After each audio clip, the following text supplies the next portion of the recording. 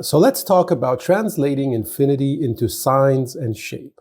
So what is the movement of infinity? What is the movement of the soul? And this is one of the most interesting and profound questions that we can ask as architects and designers, because once we are considering that infinity and our infinite soul within us has a movement, almost as a dancer. And what kind of a space does that create? If we can interpret that in our projects, if we can show that, that is a very high quality and high understanding of architecture.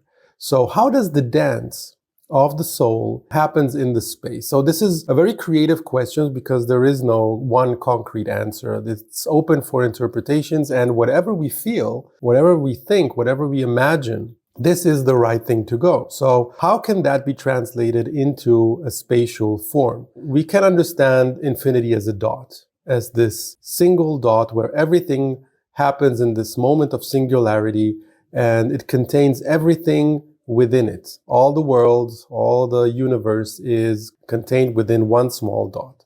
So this can be one element that we can work with in our project. So imagine a building that shows these dots, these intersections between things, and creates this moment of singularity, and that raises the trigger for spirituality.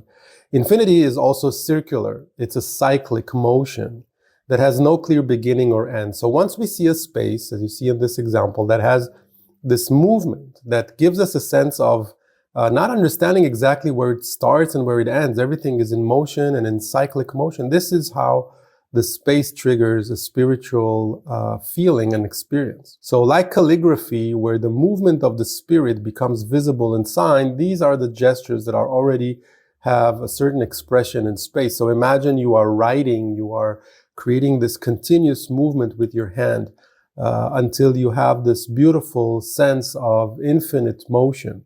And that eventually becomes an architectural space.